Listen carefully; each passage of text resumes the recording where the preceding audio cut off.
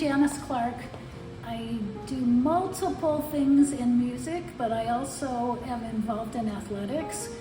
Musically, I have a degree in music. I am the youth choir director at Church of the Good Shepherd in Arcadia.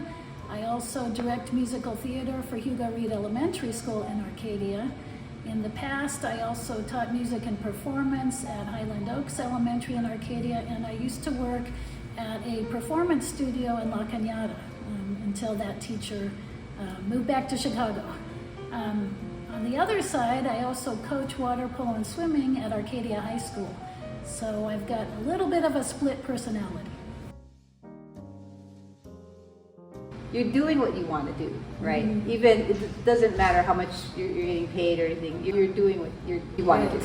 I had to make that choice too, because I was at a point where it's like, well, are you gonna try and get married? Are you trying to have children? Or do you need to have more money?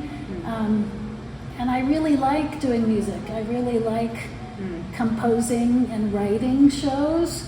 And if I had become a full-time high school teacher or credentialed teacher, it would have been hard to do that. I would have had less time to be creative. Yeah. And so I chose to do multiple littler jobs to make it all add up, so that I could keep my creative stuff going.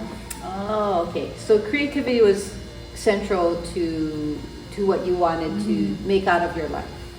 I always wanted to do a show. I started as a kid. Yeah. We would do the cousin Christmas show. And we would organize the cousins and like do musical pieces and my mom's side of the family, one cousin played the trumpet, another cousin was piano and clarinet. My sisters played instruments. My father played saxophone, clarinet, guitar. So it was always, music was part of our family, but I was always the one who wanted to do a show. And so for me, I really love doing the performance. Yeah. But at the same time, sometimes you just want to sit down at the piano and have some music time for yourself. Yeah. That really helps your mind relax and Right. get some meditation time, sort of. Yeah. You've got to try and do something that means something to you. Everyone has to make a living. Everyone has to survive. But if you're just doing something that makes you feel mediocrely happy, maybe that's not your choice. Maybe it's not as important to make $100,000 a year as it is to make an amount you can live on but be happier. Yeah. And it's okay to explore things at the beginning of your school experience and even in college. Maybe you don't need to have an exact life plan plotted out, but be open to trying different classes, trying different things, because you may hit upon something that's like, wow, this is what I need to do, this is what I love to do. And if you only focus on, I must take 7 AP classes each year and make sure I get all straight A's, I know for myself, I had a couple classes in high school, and this was not coming from my parents because they did not push me, but I pushed myself to get A's. And I had a couple classes I didn't take that I was interested in because I thought I would not get an A in it.